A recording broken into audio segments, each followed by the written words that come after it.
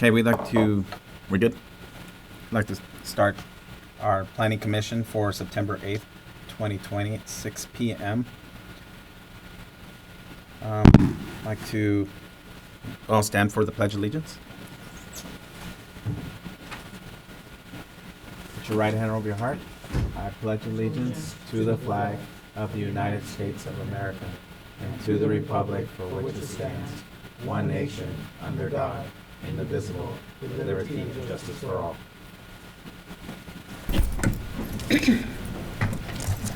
Get a roll call. Commissioner Bautista? Present. Commissioner Gutierrez? Present. Commissioner Weisenberger? Present. Commission Vice Chair Esparza? Commission Chair Abrego? Here. Can I get a motion for excusing Ernie Esparza meeting during this commission? Would you like a roll call, sir? Commissioner Bautista? Yes. Commissioner Gutierrez? Yes. Commissioner Weisenberger? Yes. Commission Chair Abrego? Yes. All right. Next item is approval of the minutes. Can I get approval of review and approval of the minutes, please, for August 11th?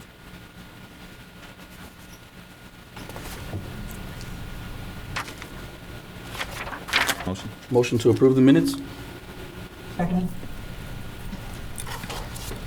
Roll call, please. Commissioner Bautista? Yes. Commissioner Gutierrez? Yes. Commissioner Weisenberger? Yes. Commission Chair Abrego? Yes. Any public comments? Excuse me, any public comments at this time? No public comments. Old business.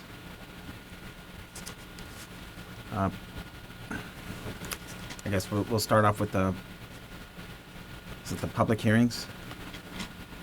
Zoning ordinance text amendment, ZOTA number 18. A request to amend the zoning ordinance to allow digital pricing on service station monument signs citywide and regulate digital window signs in commercial and manufacturing zones citywide. Yes, Mr. Chairman and members of the commission.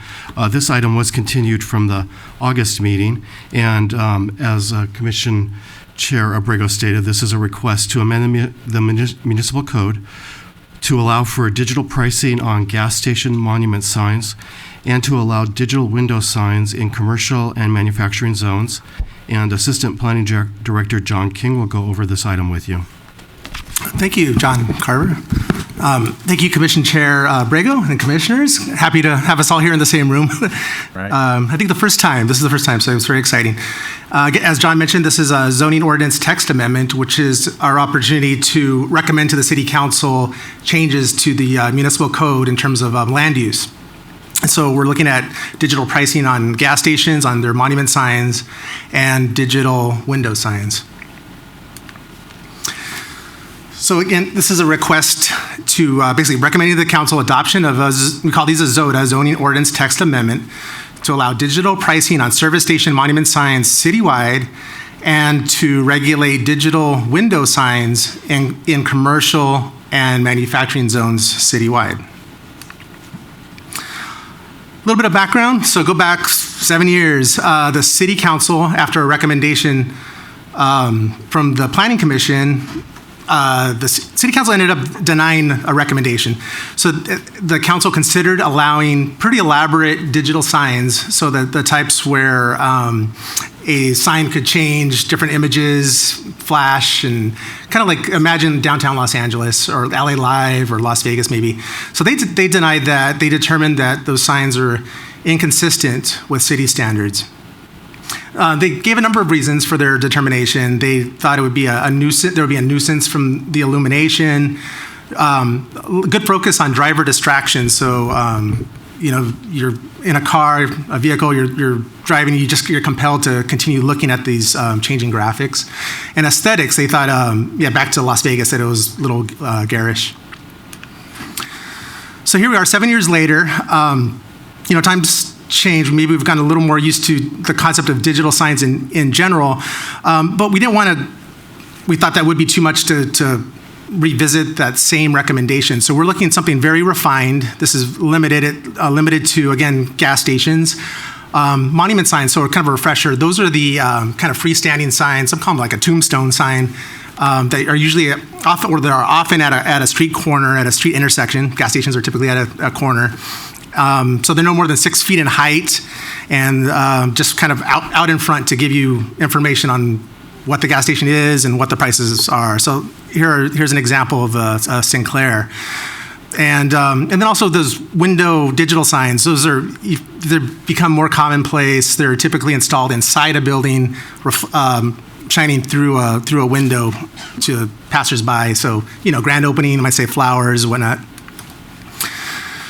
So we'll dig a little deeper into the gas stations, service stations, and you got to go back to the 80s. 1985, the City Council adopted regulations for service station monument signs to allow pricing. And this lined up with the state law. At the time, it became a requirement for gas stations for transparency to prevent price gouging, to have the pricing right up front. And so actually that came before that, but that was an effort of the City Council to basically comply with state law. So that's in the code now. And so what this proposal would do, would kind of catch up to some of the other cities nearby, would allow the option, not required, but the option to convert those traditional pricing symbols to pricing to digital pricing, to LED. You kind of flip a switch and it changes. So we want to make sure we just have a few conditions here. They would have to be static for at least 4 hours. And I know that seems like a short amount of time for prices, but if some of you might go back to remember the 70s when there was the oil crisis, when we had a few, but prices were changing throughout the day. There were gas wars going on. So who knows if that could happen, but we did want to have some type of minimum, a 4-hour minimum. And it would only be applicable to monument signs, would not apply to wall signs, which are the signs that go directly on a building wall, and would not apply to, you might see in other cities, they have them on the actual canopy above where you pump your gas. Often in the desert areas out the Inland Empire, you'll see that more often. So we're just looking for minimum, just on the monument signs. Second, so digital window signs, they're rising in popularity. You can get these, the prices are going down with technology. You get them on, business owners can pick them up on Amazon. They can go to downtown Los Angeles, different districts, and get a good deal. And you can program them for different, whatever you want, really. And right now, the city, Paramount, we only require removal if it's more than 40% of a window area. So if you measure length and width, get the area of a window, 40% of that, then sometimes they could be too big, so then we take action. Or if they're installed on the outside of a building, that's really not what the city is looking for. So really, right now they're only allowed inside. But what we're doing here is to get some regulations so we have some consistency and assure a safer streetscape. So back to the driver distraction. So here's what we're looking at. We're proposing to allow the installation on the interior of buildings to project through a window, but restricting the area of the sign to 25% of a given window area. You could also say that would apply to a door. So like if a glass door, you could install one of these signs on there, but as long as it's no more than 25%. And then also be combined with, you could combine other window signs, so a static open sign, or just, lately you've seen paperwork about COVID and wearing your mask and whatnot. So you could combine those types of signs, but still no more than what's on the books now for up to 40% of window area. So we're also proposing to change whatever text or symbols or images no more than once every 10 seconds. So it would be able to change if a business owner would like, but to avoid that driver distraction. So no scrolling, no flashing, rotating, or moving, just an instantaneous change, no slow transitions that you might see. It's something psychological about those slow transitions that you're just really compelled to look and see what's coming up next for whatever reason. And then we're proposing only one digital sign per street frontage, meaning if there's a building or a suite facing a street, there would only be allowed one. Now, if they're on a corner with windows facing different streets, then one for this street, one for another. And leave it at that. So that's really it. We're just kind of catching up with other cities without going too far, and we're recommending that you adopt resolution number PC 2024, recommending that the City Council approve ZOTA 18 to allow digital pricing on service station monument signs citywide and regulate digital window signs in commercial and manufacturing zones citywide. And that's really it, and I'd be happy to answer any questions. Any questions from fellow commissioners? This is Commissioner Bautista. I think you answered it, but I want to confirm it. Initially, it was a 40% per window, but then you regulated to 25%. And that's, for example, a gas station that has multiple windows. Somerset and Downey has multiple windows, 25% per window. So yes, so 25% of the frame, so you kind of measure within the frame of a window, but also keep in mind that this goes along with the proposal to only have one per street, facing the street. Okay. So, and I guess we're also thinking ahead to the larger windows. Take, say, 99-cent store on Alondra near Downey. Those are some good-sized windows, so you're also, you're thinking of it's farther back, and you're trying to do kind of a balance between their right to advertise as a business and safety. Okay, thank you. You're welcome. Any other questions from our commissioners? I have one question. Where does the LED lighting fall under? I see them like on the furniture stores here in Paramount, where like at night they're like spinning around in circles and then they slow down and go backwards, and Oh, that's like a circus or something. That's kind of the same. That really is the same thing. Does it fall under the same? It would fall under the same requirements. Okay. We've had a couple instances. I think of one offhand on Somerset near Orange, where they actually, an insurance company at the time, installed something like this on the outside of a building, and that didn't work at all. So the folks had code enforcement get involved. Okay. Okay. I guess my second question is the signs for Paramount High, or is it the West Campus, that falls under the same category as this? That's a good question. Actually, with the school district, they basically have their own we don't do a little crossover with the school district. Okay. Yeah. All right. So this is a public hearing. I guess we'd like to hear if there's anyone against it or for it here in public. Neither. No, neither? Okay. All right, so then I'd like to get a motion that we close this public hearing.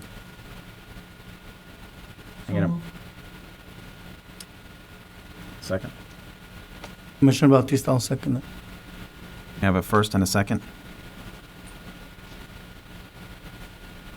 Roll call. Oh, roll call, excuse me. Commissioner Bautista? Yes. Commissioner Gutierrez? Yes. Commissioner Weisenberger? Yes. Commissioner Chair Abrego? Yes. All right, so now I need a motion to adopt the Planning Commission Resolution Number PC 20024. Can I get a motion, please? This is Commissioner Bautista, I'll motion to approve. Can I get a second? I'll second it. You have a first and a second. Roll call, please. Commissioner Bautista? Yes. Commissioner Gutierrez? Yes. Commissioner Weisenberger? Yes. Commissioner Chair Abrego? Yes. Okay, the next item is new business. Conditional use permit number 891, a request by DNL Packaging, Inc., Incorporated, to operate a business specializing in the warehouse wholesale of packaging supplies on Garfield Avenue, 14520 through 14522, in the M2 heavy manufacturing zone. Yes, Mr. Chairman, members of the commission. Several years ago, when the city revised the heavy industrial and light industrial zoning regulations, a change was made to require a conditional use permit for warehouses, and that mainly was to let us take a look at truck traffic, noise, pollution, things like that that might be associated with a warehouse. So this, again, is a conditional use permit for a warehouse, and it's at 14520 to 14522 Garfield Avenue, and the applicant warehouses and wholesales packaging supplies, and John King will give the report on this item. Thank you, John, and thank you again, commissioners, Commissioner Chair Abrego. So this is a view looking across the street, across Garfield, at this good size in multi-tenant industrial complex, built in the 80s. So again, the request is to operate the business, and they specialize in the wholesale of packaging supplies. So you could think like boxes and bubble wrap, that kind of thing. So Garfield Avenue, it's the heavy manufacturing zone. They're in a they're in an area called the Clearwater West. It's two suites, actually side by side, and each suite is 7,140 square feet. So put them together, it's 14,240 square feet. They're not proposing to knock down a wall in between, so they would kind of operate from both. And they're within a 71,119 square foot building. This is one of 6 buildings in this complex. What they're doing is that they're relocating. They were in for a few years in a rear suite, 25,793 square foot suite. So you can see they're going down about half the size, a little more than half, and downsizing basically. So they're really just fine tuning their business needs, and it works out here. So here's another look at what's called the Lions Business Center. Again, developed in the 1980s. It's 10.78 acres. And for those of you with long memories, it's like night and day how it used to look, really. You can see there's a nice public art sculpture up the front, and there's another one at the rear. Here's an aerial photo. So you'll see Garfield on the left side running north and south. And then as you can see, it's a couple of properties south of Rosecrans Avenue. And the property is highlighted in blue. And it has this particular building is outlined in black, and the 2 suites are in that orangish colored circle. So really tucked away back there. And the next slide is a site plan. So this is a plan showing all the suites and their business numbers, the suite numbers. So it's in the back of this building, highlighted in blue. You can see side by side, and there's a truck well that's in between. So again, they have boxes, bubble wrap, packing tape. You could probably expect them to be doing some pretty decent business these days with all the postal, or not necessarily postal, but UPS and FedEx sales, deliveries, Amazon. So they operate 8 to 5, Monday to Friday, very traditional times. And as far as their deliveries, they have on site of their own a 20-foot truck, and they have a 1 cargo delivery van. So what they're proposing, so every day they'd have up to 3 outgoing, multiple location, 2 outgoings there, outgoing and incoming shipments per vehicle. Every week they'd have they'd take in deliveries from a 20-foot box truck, and then every month they'd have up to 2 incoming 53-foot tractor trailers. So relatively kind of low-key ins and outs there. Now the applicant and property owner, they did have, we went through the report and developed some recommended conditions as we do for the commission. These are standard conditions. They did have concerns about 2 of them, and we find them to be reasonable concerns that we feel we could all work together on. First is a requirement for a bicycle rack. So as we've been presenting conditional use permits and development review applications to the Development Review Board, you've been, as a body, have been approving bicycle racks, sometimes more than 1. In this case, there was a condition requiring at least 1 bicycle rack. However, the property owner is requesting consideration, instead of that, considering an in lieu payment of actually paying $2,000 toward active transportation projects in Paramount. And active transportation, that means transportation, but not by car. So that's a very broad definition, but pedestrian safety, bicycle, even electric scooter, electric vehicle. It's a lot of different ways to look at that, but which we think is reasonable. You can see a bike rack is approximately $150 for a decent bicycle rack, and they would be paying more than 10 times that amount. So we think our recommendation is to modify the condition to to keep it as is with the added or and in lieu payment of $2,000 toward active transportation projects. The second concern regards landscaping. So there is a condition in here requiring at least one 36-inch box tree. And 36-inch box, just a little background, that refers to the size of the container at the base. So a 3-foot wide and long container, which is a mature tree. And that was part of the staff analysis, our assessment, when we went out there, and there seemed to be lacking trees, and we thought there was one tree for one business made sense. Now, talking to the applicant and the property owner, on the other hand, they intend to actually comprehensively plant new trees throughout this multi-tenant property, and they're following separate planning department review and approval of their upcoming landscape and irrigation plan. So we feel as staff that it's reasonable to modify the condition as long as there's language assuring that the future landscaping is installed in a sensible time frame, in a reasonable time frame, and maintained to the satisfaction of the planning department, which really is already in the municipal code, but we just think it's good to reinforce that through a condition, basically for the long-term maintenance of the plants and the irrigation. So with those two concerns, we'll leave it to you to discuss, but we're recommending that you adopt Resolution PC 2031, approving conditional use permit number 891 with consideration of those two concerns and modify conditions. Mr. Chairman, if I could, John, do you want to explain the applicant's reasoning on not putting the bike rack in? Yes, the applicant actually has some deep personal concerns about the compatibility of biking or the city promoting biking on Garfield Avenue, at least this segment of Garfield Avenue, where there's some heavy truck traffic due to safety concerns. The property owner is a longtime avid bicyclist himself, or the main member of the corporation, I should say.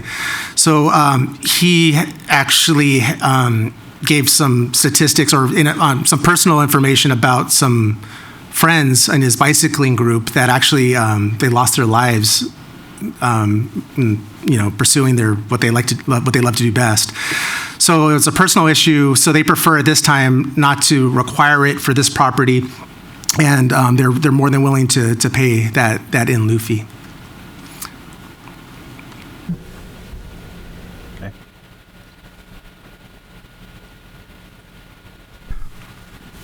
Thanks, John. You're welcome. All right, this is a public hearing, so if there's anyone, this is a public hearing, so if there's anyone that's in favor or not in favor, they can speak now. Or any questions from our fellow commissioners. Excuse me, guys. Mr. Chair, I do have an email from the applicant that I'd like to read into the record.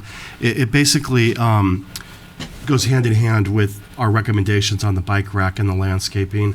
Okay, But, John. I'll just read it Okay. into the record. So, regarding condition 20, regarding the requirement to plant one 36-inch box size shade canopy tree with the existing landscaping area along Garfield Avenue.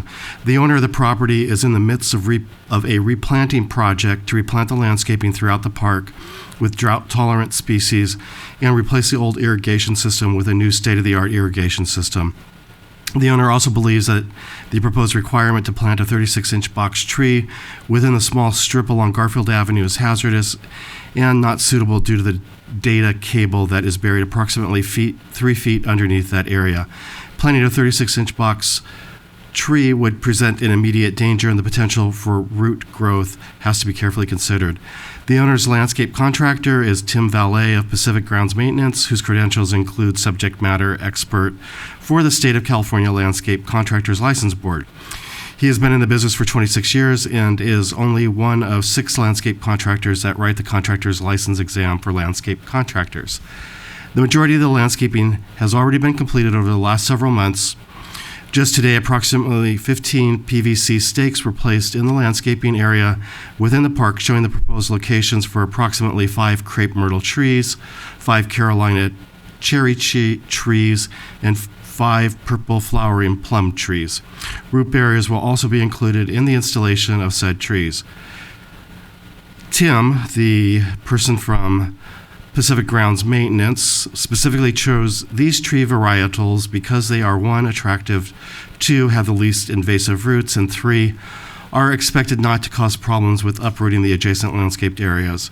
A photo showing completed planting along Garfield Avenue is attached. A photo showing one of the proposed new trees within the park is also attached. The owner is committed to installing and maintaining said new trees. And regarding the condition on the bicycle rack, one of the principals of LBC, the property owner, was a member of a prominent bicycling club. The club, which had about 60 members, lost 10 members over 10 years to fatal auto, truck, bus accidents on roadways without separated bike lanes. LBC, the owner of the property, believes, or LBC notes, that there is no protected bike lane on Garfield Avenue. It is well known that bicycling loses lives at high rates in such conditions. Okay, thank you. Thanks, John. I think I should have started off with any questions from our fellow commissioners. This is Commissioner Bautista. I have a question, John. You mentioned he has some type of draft as far as what type of trees are going to be planted. Yes. Is it on the PowerPoint? No. No, you do not have that. Okay. And then my second question is, instead of that bike rack, the $2,000 in lieu, would it go into the city's general fund, or is it going to go to some other? It would go to a segmented fund directly open. Well, at this time, this is discussions kind of late in the game, or we would have informed you a little sooner. So with that, we would put it into, we would work with the Public Works Department, who are more directly involved with these type of improvements, and work with them on the most directly related fund, and then they could use that to their in the discretion of the city council and the city manager. Okay. Any other questions? I guess I have one question. So if somebody wanted to ride a bicycle there, where do they just lock the bike inside the building for now? That is the case, yes. Actually, I just to kind of put out there, the city staff, we have a city bike, and I took the opportunity to explore this situation by riding the bicycle from City Hall to here. There are some very real concerns, and when I went there, I didn't have an obvious location to lock it, but you would assume that if there is an employee, say, that lives fairly close, that does take it upon themselves to ride their bicycle, they would, the business owner would find a secure location within the building. All right. This is a public hearing, so we'd like to hear if there's anyone for it or against. No other comments. No other comments? For or Okay. against. Then I'd like to can I get someone to make a motion to close the public hearing? A motion to close the public hearing. Second, please. I'll second the motion. You have a first and a second, roll call? Commissioner Bautista? Yes. Commissioner Gutierrez? Yes. Commissioner Weisenberger? Yes. Commission Chair Brago? Yes.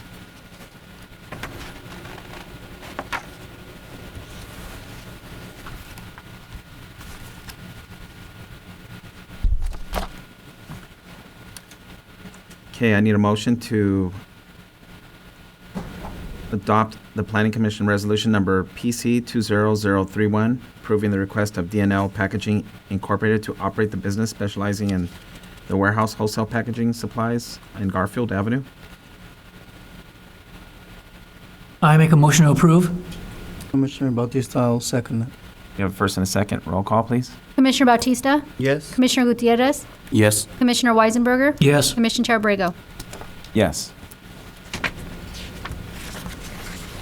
Next item on our list is zone change number 237, a request to change the official zoning map of the city of Paramount from M1 light manufacturing to RM multifamily residential for properties at 6424, 6432, and 6530 Alondra Boulevard in Paramount.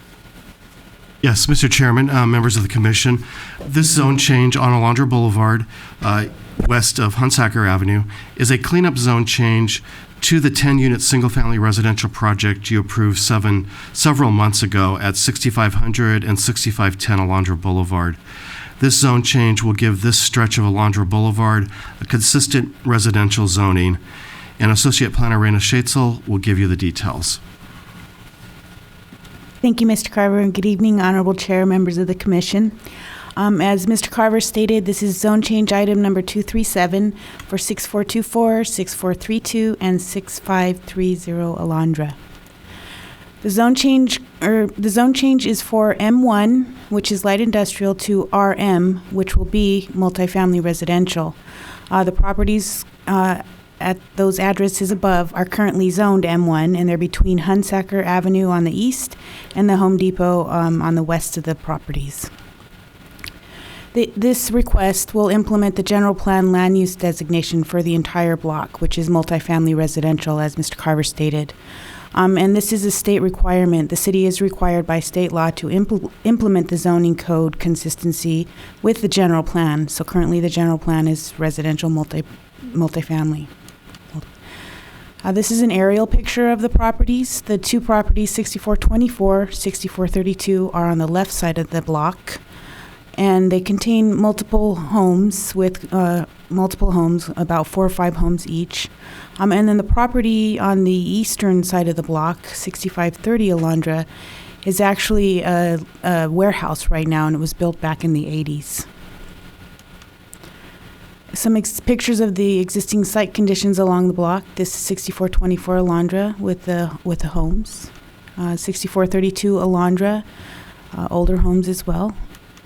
And this is a picture of 6530 Alondra, where the warehouse will be allowed to remain and be maintained as a warehouse use. This is a map of the existing zoning. Again, the property in blue, or the two properties in blue, are 6424 and 6432 Alondra. And as Mr. Carver stated, the two middle properties, 6500 and 6510 Alondra in the middle, are kind of a salmon shade, and they were changed most recently to allow for 10 single-family homes to be developed there about 2 or 3 months ago. And then finally, a blue on the eastern side of the block, which is 6530 Alondra, light industrial existing zoning. The proposed zoning, it will be consistent with the general neighborhood, which is salmon, orange, multiple family designated, multiple family zoning, as well as properties along Hunsaker Avenue, multi-density, duplex units, apartments, condominiums. The existing land use, what is in the ground, is actually a mix of uses. The property, as stated on the eastern side of the block, is warehouse. Across the street on Hunsaker's the gas station, and of course in the center of the block, which will be going away, are a couple of older industrial uses. The general plan, as you'll see, is all residential, multiple family residential, so this will bring the whole area into consistency. Again, as stated, the zone change will be consistent with the general plan land use designation of multiple family residential. The project is not out of character with the surrounding zoning, including the recent rezoning of 6500 to 10 Alondra. It matches the surrounding neighborhood of varying residential densities, duplexes, apartments, condominiums, single-family homes, if you will. And it ties in with our efforts in recent past to protect residential uses through rezoning. It will allow all existing uses to remain, including that warehouse. They will be, and those homes, I should start with the homes. They will be more consistent with the zoning as residential uses. And of course, the warehouse can stay and be maintained as a warehouse. It just becomes, if you will, legal nonconforming. So with all that, the staff recommends that the Planning Commission adopt Resolution PC 20032, recommending that the City Council adopt an ordinance for zone change number 237. And I'm here to answer any questions. Thank you. Any questions from our fellow commissioners? This is Commissioner Bautista. You mentioned the plan is to go from M1 to RM is it over a course of years? Or until that property in the middle, until they sell, or?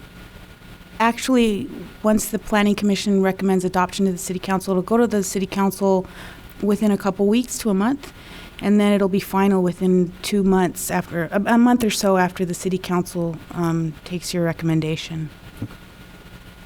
Thank you. Any other questions? I have one question to ask. So, if we move to the residential zoning, what happens to the warehouse if they want to get a conditional use permit in the future?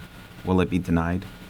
It would not even be accepted. It would be a residential, multiple family zone. So they could not expand the use. They could maintain the use. The warehouse could be maintained, re-roofed, repainted, all the windows. But per the legal nonconforming rules in our code, it could not be expanded in terms of uses for CUPs, like a machine shop or anything more intensive than a warehouse use. So that warehouse use could continue on into the future. It could be sold. A new person could buy the property. A new business owner could continue to operate a warehouse in that building. Oh, okay. Yeah, okay. That Yes. answers the question. All right. Yes. All right. So this is a public hearing. We'd like to hear if there's anyone against it or for it. Right. So I have a letter from the property owner. You also have it on your dais with some pictures. So I'll just read this into the record. And this is regarding proposed zone change number 237. This is from the property owner at the corner of the warehouse, Robert J. Reynolds. I am against the proposed zone change of my property at 6530 Alondra Boulevard, Paramount. This zone change would limit the use of my property from the same use as all other M1 zoned properties to warehouse use only. I bought the property as M1 property and built on it as M1 property, expecting the same use as any other M1 zoned property in Paramount. To restrict me to only warehouse use would drastically reduce the value of my property. You say that this zone change would improve the appearance of the city. I built my building in 1987 and took great care to construct an exceptionally nice-looking building. I thought at the time as nice-looking as any house or building in Paramount. The only thing distracting from it today, 33 years later, is the neglect of the city to trim the trees and the city's refusal to do anything about the constant daily gathering of day laborers on the street in front of my building, leaving trash and using my building walls as a bathroom. Thank you, Robert J. Reynolds. And if I could just comment on the parking of the day laborers. You might recall in that 10-unit housing project that you approved several months ago, there's a requirement in there that whole frontage road will become permit parking for residents only. So that will take care of the day laborer issue. They will no longer be able to park there once it goes to resident permit parking after that 10-unit housing project has been constructed. And that's the only comment that we have in favor or against, Mr. Chairman. Thank you. I guess another question I will ask is, will that warehouse have parking if we go to residential parking only? Yes, it does have on-site parking. It does? Oh, okay. Okay, so they don't lose any parking No. spaces in front of their property? No. No, they do not. No? Okay. I have another question, this Commissioner Bautista. So as of now, we approved for that use, but as of now, that warehouse continues to have M1 zoning, or it'll, It will go to multiple family residential, but the use itself can continue. The industrial warehouse use can continue, Even if they sell the business? even if they sell the business or the property.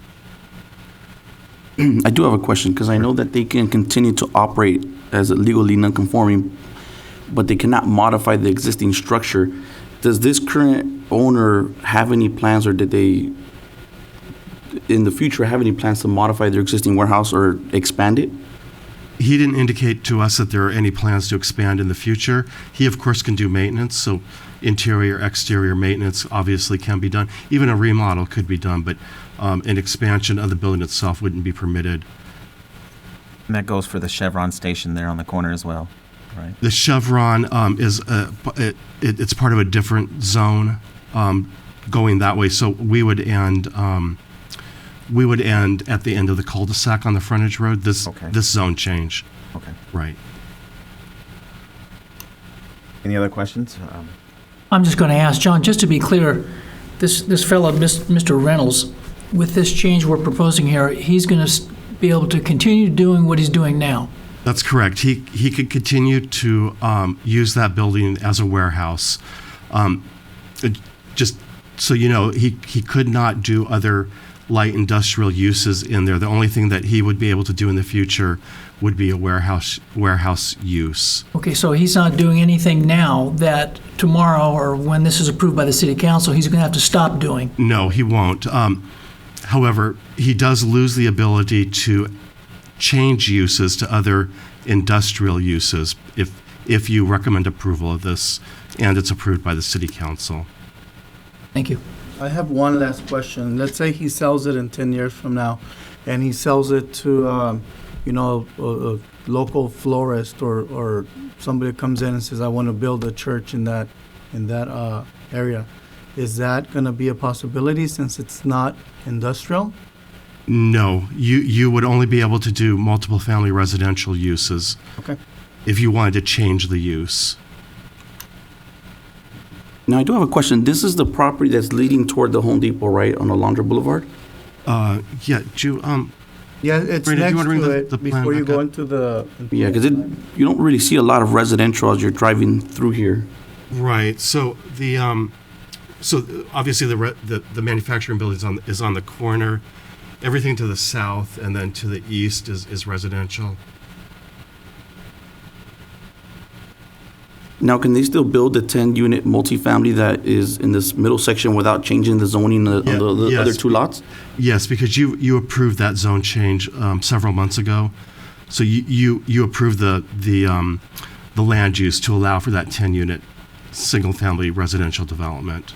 We would just have a pocket there if we deny the zone change. Yeah, Yeah, if you deny the zone change, yeah. You would just So have a you would pocket have of that residential. pocket of residential in the middle. That's correct. how does the city benefit from us moving to full multi-residential? Well, it does a number of things.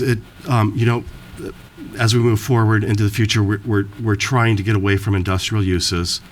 So it prevents the potential industrial use there that could have negative impacts. So that it implements that goal.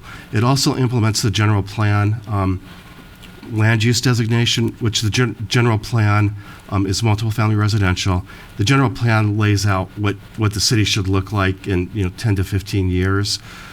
State law requires us to implement that. So this zone change would implement the general plan land use designation of multiple family residential. So then the zoning and the general plan would be consistent, which is required by state law.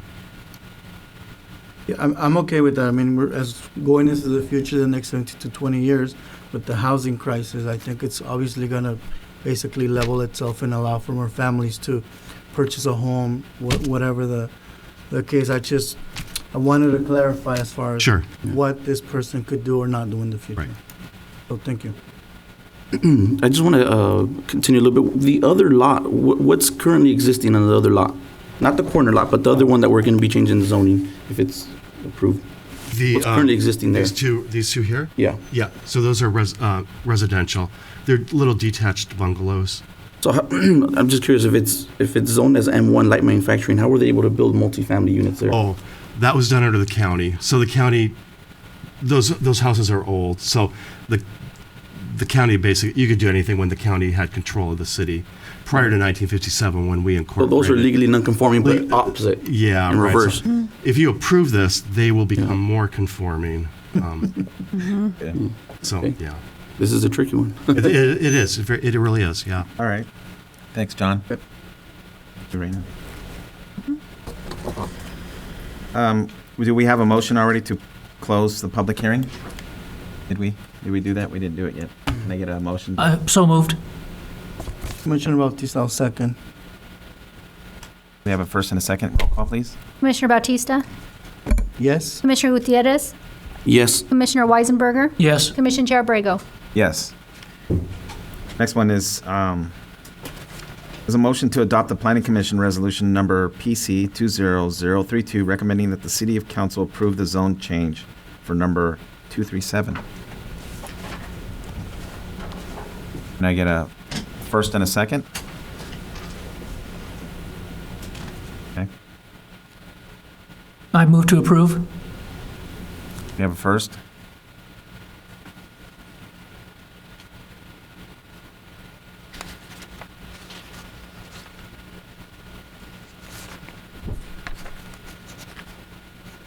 Okay. We don't have a second, so.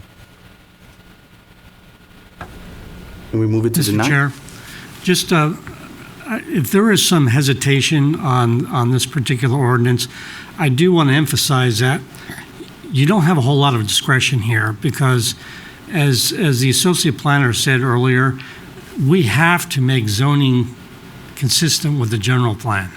If we don't make the zoning consistent with the general plan, we really then have an illegal situation in the city.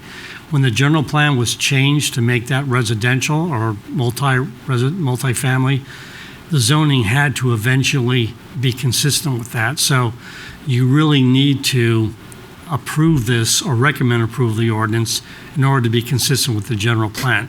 The protections that are afforded to the warehouse individual is that that person will be able to use that warehouse use for an indefinite period of time, even for selling it.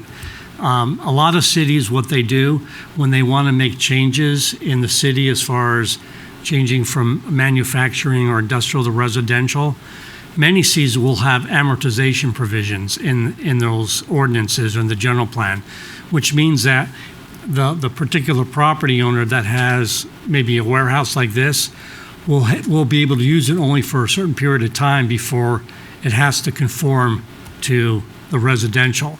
We don't do that here.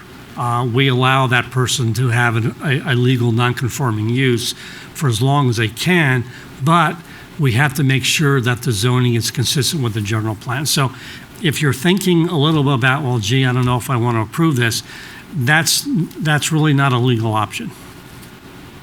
This Commissioner Bautista, I'll second that. We have a first and we have a second. Roll call, please. Commissioner Bautista? Yes. Commissioner Gutierrez? Yes. Commissioner Weisenberger? Yes. Commission Chair Abrego? Yes. All right, next item here is oral reports. Yes. So at the last city council meeting last week, this is not an item that you took up, but it deals with land use and zoning. The city council was considering a ordinance to put regulations in place for food trucks on the street and on private property. So we had a long discussion on that. They recommended some changes.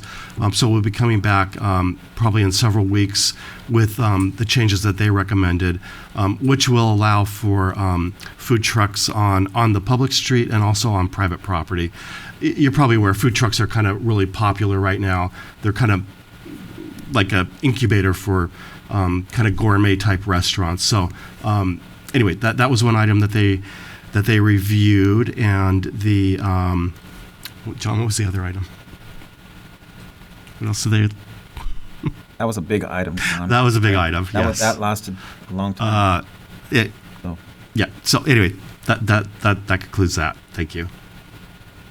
There is a big company here. I believe it's called Standard Catering, right? They have right. probably over 100 catering Right. trucks. So that opens the door for them to start parking 500 feet away from other businesses. Right. The council wanted to make some changes on that radius, Right. and we're making those changes as well. Without respect to, they were very concerned about having these trucks near existing restaurants that are so close. So they wanted to create a radius at the same time, and then they wanted to increase the hours to be on the public roadway, and we're going to be doing that as well as on private property. So we're trying to balance the interests of both and enable people to take advantage of this trend, as John was saying. And I apologize, Mr. Chair. The other item that they considered was a zone change that you recommended approval of last month. Or on That was on Somerset. Somerset, right. That was between Anderson and almost to the corner of Downey. Okay, thank you, John, thanks. Any comments from John, our city attorney? Yes, Mr. Chair, all of you may be seeing some of these little digital mobile signs along the city regarding our street racing regulations that are going to be taking effect. So you'll be seeing more of that. We want to communicate to the community that the street racing ordinances, which the council adopted some time ago, will be effective this month. And we're hoping that will discourage this chronic problem we're having, but in the event that they don't, we're ready to go in and enforce that through the forfeiture provisions. Okay.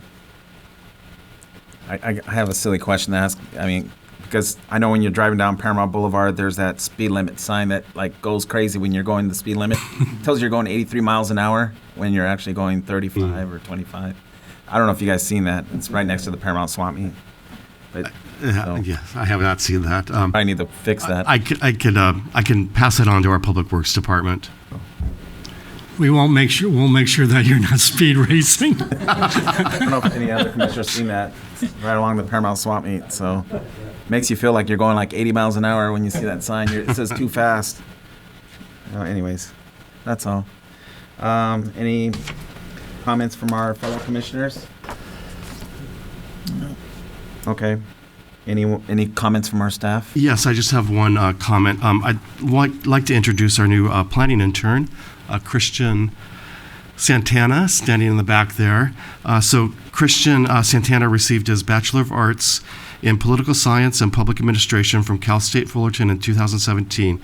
Christian is currently enrolled as a second-year Master of Urban and Regional Planning student at the University of California at Irvine. Christian was directed into the planning field by his undergraduate and travel experience, as well as his desire to support urban sustainability efforts. The most interesting place Christian has been to would have to be Santa Fe, New Mexico, and his favorite pastimes include cycling and hiking. So we'd like to welcome our new planning intern, Christian. Welcome.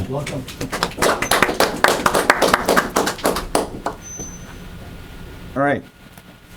This meeting is adjourned. Our next planning meeting is scheduled for October 13 at 6 p.m. 2020.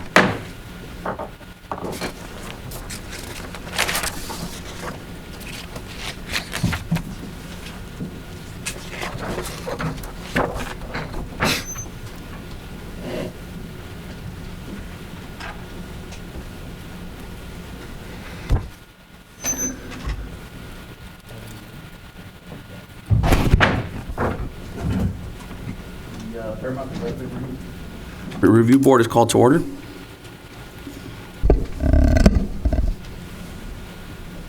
you like a roll call? Roll call members. Board Member Brego? Here. Board Member Bautista? Here. Board Member Weisenberger? Here. Board Vice Chair Gutierrez? Present.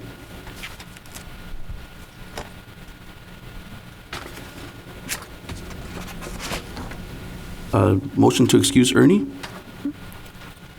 I make a motion we excuse Ernie Esparza, Commissioner, or excuse me. Yeah. Yes. I'll second that motion. Board Member Brego? Yes. Board Member Bautista? Yes. Board Member Weisenberger? Yes. Board Vice Chair Gutierrez? Yes. Move to the first thing on our agenda, approval of minutes of August 11th, 2020. Board Member Brego, I'd like to approve the minutes for August 11th of 2020. Second.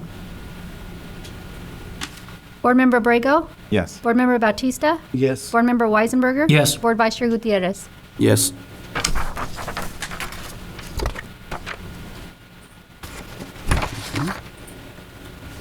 Move to any public comments? No public comments. Okay, so then we move to new business. Reports? Yes. So we have development review application number 20011, and this application is a request for a small residential addition and to allow the construction of a two-car garage at 8157 Rosecrans Avenue in the multiple family residential zone. And planning intern Erica Barbero will go over this item with you. Thank you, John. Good evening, board members. As John mentioned, tonight I will be presenting to you Development Review Application 20011, and on behalf of applicant Raul Solis. The request is to construct a 452 square feet of additions to an existing 897 square foot home. In addition, they are asking to also construct a 471 square foot attached two-car garage. The location of the property is in the RM, multiple family residential zone. The total square footage of the entire lot is 20,253 square feet. Currently on the lot, there are two single-family homes, a duplex, and a detached three-car garage. And the property in question is located on the northwest corner of Rosecrans Avenue and Anderson Street.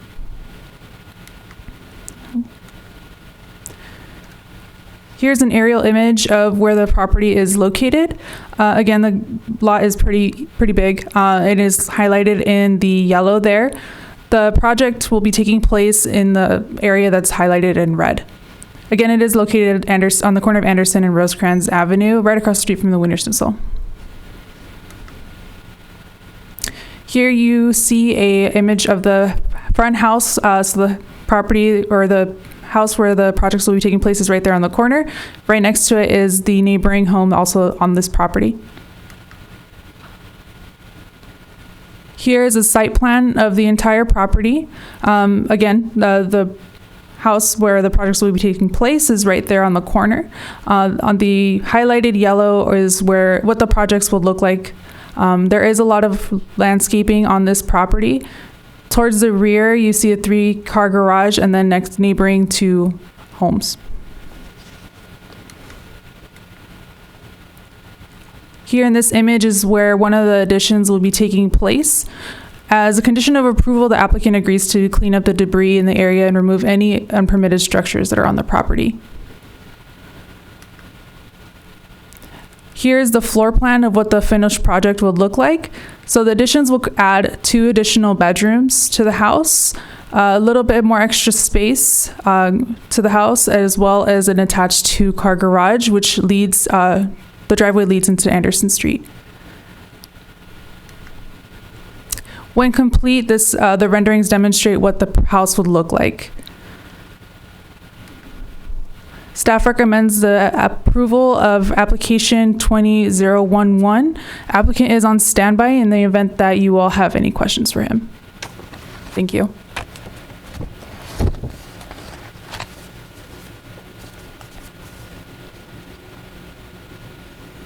Do we have a motion to approve request by Raul Solis to construct 452 square feet of additions to an existing 897 square foot house and construct a 471 square foot 2-car garage at 8157 Rosecrans Avenue in the RM multifamily residential zone?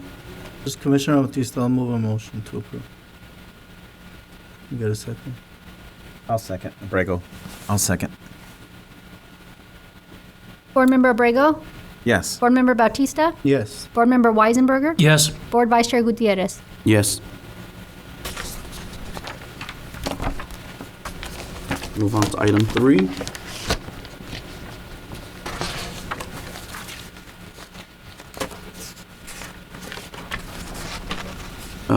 So it's a request by the City of Paramount to paint a non-commercial mural on block wall at 6829 Somerset Boulevard in the M1 light manufacturing zone. Yes, Mr. Vice Chair and members of the board. This application is an exciting project that is possible due to a code amendment that you approved in the spring that allows murals on private property. And this will be our first mural project, and John King will tell you about the proposed mural. Thank you. Thank you, John. Thank you, Vice Chair Gutierrez, doing a great job, and the other board members. So, as John said, it is exciting. So, it's a part of history here. There's an aerial photo, and you'll see that this location is within that red box. on Somerset Boulevard, and it's not far from Dills Park, not far from the Los Angeles River, and it's just to the south is the city of Compton. And there's that dashed purple line, that's the boundary between our two cities. So it's on the western end of town, and let's take a look what we have. And you have a wall that has been repeatedly been vandalized and then repeatedly been painted over time and time again. Now that I'm looking at it, I'm kind of kicking myself that I didn't ask. We have statistics on how often our public works anti-graffiti crew goes out and paints over these locations, and then we could calculate how much we've actually spent through the years. So I'd suspect this would be a good investment. So to pay for a muralist, there's back to psychology. There is I love psychology and the buildings and the built environment. There is some strange thing that when you paint, when you put something creative and artistic, it deters vandals for some reason. That's what we want to do. So that's kind of where it is. It's a modest wall. This isn't a huge location, but it's something. It's a good starting point. And here's what's proposed. It's so what it is, it's a view of the Los Angeles River. We're working, this is private property. So when you're dealing with multiple interests, you want something that's befitting a great community that you live in, that we work for, that, but you also have to speak with the property owner and meet their needs. So in this case, the property owner was very specific. He has this classic truck, and he needed that classic truck to be part of this project. So we did go. There was quite a bit of back and forth. We did want something that had a nod to Paramount. So you do have the river. There's some bridges that artistically connect the lower Los Angeles River, which is part of where Paramount is, with the more historic bridges to the north. So it does have it ties into the region and updates to this resource. There's wildlife. There's some birds. I believe that's a heron that frequents the river, and there's a lot of symbolism with butterflies and the flowers, and there's milkweed, which is a type of the purple flower that butterflies love. It's a pollinator, and then as you can see, there's and then there's the truck. So I would we're very happy with the artist. Her name's Miranda Villanueva. I just want to speak to her in her words, and this is in the staff report, but actually just to speak it here. In her words, the love and passion that I have for this profession shows on every wall and painting that I create. I want to always tell a story through my paintbrush, making sure that I reflect each city that I paint in. My goal as an artist is to advocate for positive social change in our society. I use my art as a platform, encouraging others to engage in a dialogue and have meaningful conversations about how we can better our communities, sparking a conversation on how we can mobilize ourselves to give back to our communities. In recent years, she's been doing this for about 10 years, and she is a relatively young artist. She does a lot of work with schools and working with school children and out in the public, and she's great at, what I've seen is she's great at communicating to passersby on her vision and really connecting.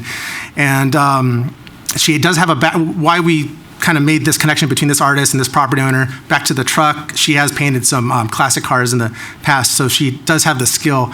And remember, this is simply a rendering. In the real world, she's going to be adding a lot more detail. And as John mentioned, this could be a first of many projects. So we're looking forward to other themes. I think we've discussed, there was a speaker at the outset of this ordinance change that spoke to having a large image of Paramount history and the Haymarket, historic Haymarket, right here by City Hall, and that's something that we'd like to do very soon. So that's at a grander scale, tackling more historical subjects. This is very, very focused, and I think in staff's opinion, this is a great start and could lead to more for whether with this artist or similar artists. Anyway, that's it. I leave it to your discussion. Any comments from board members? This is Commissioner Bautista. I like the wildlife, the butterflies, how it encompasses the area and the region. I just have one opinion. Given that it's our first mural in the city, I personally would like to see more of the spirit of our city or its roots. Maybe a little cow in the background or a little bit more grass. I like the way the river and the steel sort of encompasses the region. Just as an opinion, I think maybe we can sort of start, historically, and then push forward in the other murals as we go along. So if it's something that the artist might be willing to add a little bit more greenery, since we are going into a greener type of visual and going into the future with more housing, more trees, just beautifying the city. Just maybe a little less steel in this particular area. Less concrete. Thank you. Any other comments from any other board members? No. I actually do agree with Board Member Bautista. And the truck, I know that it was a condition that the property owner has to agree. And the farming background from the city of Paramount actually would make more sense if you did have more of like a haystack, cows, more dairy farming. The truck kind of goes with it. The truck kind of doesn't go with the riverbed. It's just kind of sitting there. It doesn't really flow. So the fact that the business owner wants to use the truck, I think, Bautista's onto something here with the, it doesn't look bad, but how would we go about changing the design?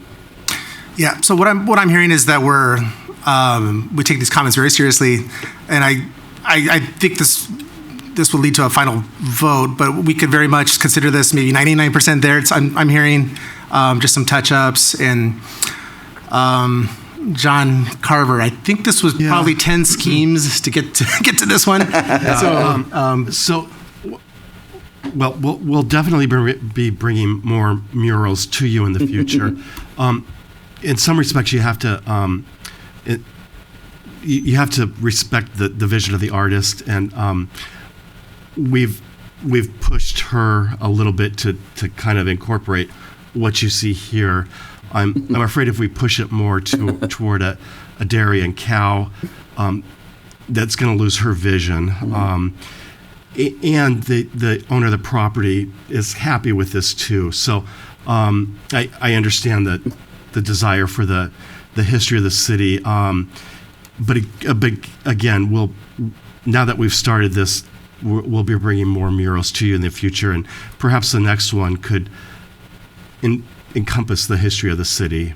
John, actually, may I add, with the retrofitting of the LA river and areas starting from East LA coming on basically this way, I mean, even if the artist can, add some type of greenery to those bridges in the mountain, okay. I think it'll definitely pop something more. Definitely suggest without that. really changing the artist. Her vision. Yeah. Okay. Absolutely. Yeah. And I think I did hear from John saying that it's not a final. It's still going to be slightly modified, right? Yeah, and when you see the final project, it obviously the detail will be much greater. Mm-hmm. Yeah, so, but definitely we can add some more greenery, I would think, without any. Yeah, I just think we're asking these businesses to plant more trees, Sure. put more greenery. That's all. Okay. So it looks like they already went through a few templates, right? A few and you guys are templates, pushing yes. toward this one? Yeah. Okay. But I don't think adding greenery will offend her. Yeah.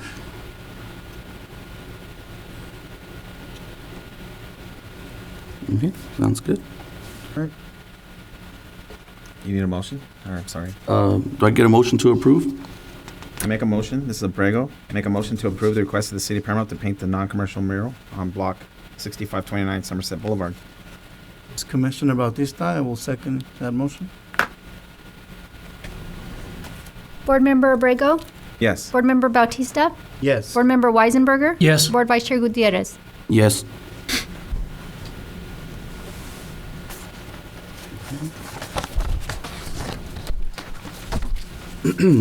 Moving along, any comments from board members? From staff? Nothing from staff. No staff? Okay. So adjourn the meeting here to the our next meeting on October 13th, 2020 at 6 p.m.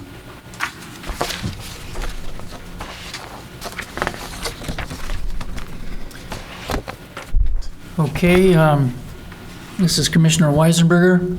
Like to call to order the present meeting of the Paramount Economic Development Board. Roll call, please. Board Member Abrego? Here. Board Member Gutierrez? Present. Board Vice Chair Bautista? Board Chair Weisenberger? Here. Approval of minutes, item number 1. I get a motion to approve? For excusing Ernie Esparza. This, Right. this Commissioner meeting. Bautista, I'll second the motion to excuse Commissioner Esparza. Roll call, please. Board Member Abrego? Yes. Board Member Gutierrez? Yes. Board Vice Chair Bautista? Yes. Board Chair Weisenberger? Yes. Okay, now we have the approval of the minutes. Board Member Abrego, I'd like to approve the minutes for August 11th, 2020 for the Economic Development Board. I'll second that motion. Roll call, please. Board Member Abrego? Yes. Board Member Gutierrez? Yes. Board Vice Chair Bautista? Yes. Board Chair Weisenberger? Yes. Okay, any public comments tonight? No public comments. Okay. New business or reports? Yes, Board Chair Weisenberger. John King will be giving an oral report on what's happening in the California economy during COVID. Thank you, John Carver. Thank you, Board Chair Weisberger and board members. Started grand with a lot of, there's, you know, in this day and age, there's a lot of news about the economy, and I ended up just kind of shrinking it down, just the key things in the last few days. So just a little warning there. It's not a long presentation. And there we go. Looking at the board members, I think only Board Member Abrego was around. A few months ago, we did a kind of a look at AB 5, or maybe it was more than a few months ago. AB 5 was the bill that passed basically regarding independent contractors. When are you an employee? When are you an independent contractor? Just kind of legislating a court decision, basically. And a lot of folks say that was targeting Uber and Lyft specifically, and you got a lot of loopholes and carve-outs. Well, we have a new bill that just got signed by the governor, AB 2257. Governor Newsom signed that bill on Friday, and does a few things. And our city attorney might be able to pitch in as, you know, when it comes to legal here. So it ends a 35 submission cap for freelance writers and photographers. So gives them, kind of opts them out. So they're not considered employees of, say, magazines and different types of formats, digital and traditional. Translators, appraisers, they were very vocal, and they were added to a professional services exemption. You know, we use, for example, we go with a Spanish language translator, and there could have been some issues with using that translator. And at some point, when do you consider that person an employee? So that's not a question now. Also, the music industry, so now it allows music industry workers to continue on as freelancers, and that's many different types of workers throughout the music industry. They actually, turns out they prefer being freelancers. They like it the way it is or was. And then in terms of rideshare and other like food delivery, well, Uber and Lyft, they are still legally challenging AB 5, so that's remains to be seen. And you know, there was some threat from Uber and Lyft to stop service altogether, but they're still, they could still do your pickups if you want to get in a shared vehicle. On to the next, AB 3088. That's a residential eviction relief bill. So the key here is residential, so depends on who you talk to, but some would say it's kind of down the middle or modest, but others might say it's very extreme. Governor Newsom, the governor, signed the Tenant, Homeowner, and Small Landlord Relief and Stabilization Act of 2020 just last Monday. And so the focus is residential. There's no commercial protections, as some people wanted. It grants 5 more months of eviction protections, delaying unlawful detainer actions by California courts. And with this, tenants are still required to pay 25% of their rent until January. Some very strong vocal concerns from property owners who say they're at risk of, or may very well be at risk of foreclosure. Those who put this bill together and signed on to it, they would point to some anti-foreclosure measures for properties of 40 units or less, so try to protect the little person, is what they would say. So some of these are very controversial.